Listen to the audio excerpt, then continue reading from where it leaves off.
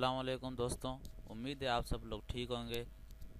अगर आपको मेरा ये वीडियो पसंद आए तो इसे लाइक, कमेंट और अपने दोस्तों के साथ शेयर ज़रूर कीजिएगा। और हाँ, मेरे चैनल को सब्सक्राइब करना बिल्कुल ना भूलिएगा।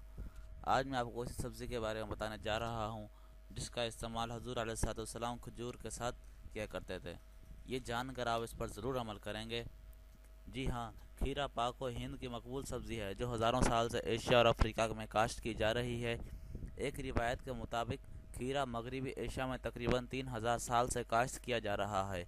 एक और तहकीक के मुताबिक चीन में इसका तारुफ 140 कबल अज़ मसीह में हुआ। बाज़ तहकीकात के मुताबिक अहले यूरोप इससे 1539 ईस्वी में मुतारफ़ हुए, फिर 19वीं सदी में पूरी दुनिया में फैल गया।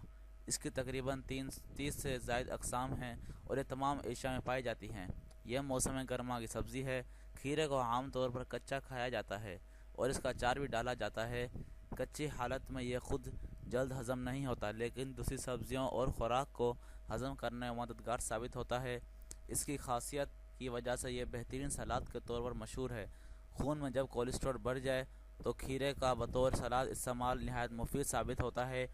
गर्म इलाके के लोगों के लिए यह कुदरत का अनमोल तोहफ़ा है। इसके इस्तेमाल से गर्मी की शिद्दत और लो के बद असरात से महफूज रहा जा सकता है।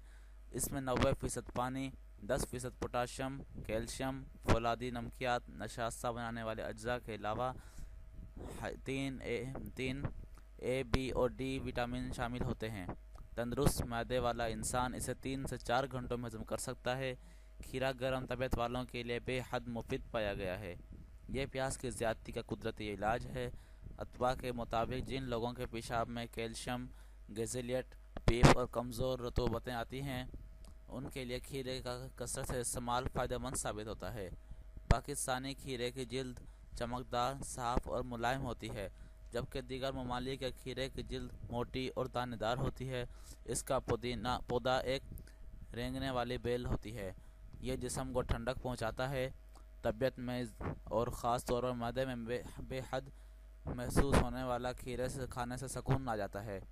यह पेशाब आवर है और इसका इस्तेमाल कमज़ोरी को रफ़ा करता है। अक्सर अतबा का ख्याल है कि इसमें ठंडक की ज़्यादती बाज़ लोगों के नुकसानात का बाज़ बन सकती है।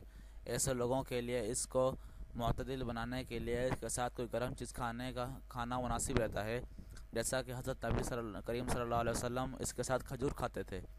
इसमें एक जौहर पेप्सिन पाया जाता है जो ग़िज़ा को हज़म करता है। इसमें हयातीन, बे और जीम पाई जाती हैं। इस वजह से ये आसाबी कमज़ोरी में मुफीद है और मुख्तलिफ़ अमराज़ के ख़िलाफ़ क़ुव्वत मुदाफ़अत पैदा करने में मददगार साबित होता है। खीरे के बीजों में 3 बेरोज़ा और मिठास पाई जाती है। खीरे के बीज सुखाने के बाद पीस कर शहद में मिलाकर खाने से आंतों की अक्सर बीमारियों में फ़ायदा होता है। ये ग़िज़ा मुहैया करते हैं। खीरे की बेल के पत्ते सुखाकर पीस कर इनमें सियाह ज़ीरा मिलाकर भून लेने के बाद इनको चाय के चौथाई चम्मच के बराबर नाश्ता करने से गले की सूजन जाती रहती है। खीरे की बेल के पत्ते सुखाकर इनमें स्याह ज़ीरा मिलाकर भून लेने के बाद इनको चाय के चौथाई चम्मच के बराबर नाश्ता करने के बाद पीने से गले की सूजन जाती रहती है। सन स्ट्रोक के मरीज़ों को बुखार के दौरान खीरे के टुकड़े काट कर सर और चेहरे पर मलें। इसके इस्तेमाल से गर्मी और हाई ब्लड प्रेशर कम हो जाता है।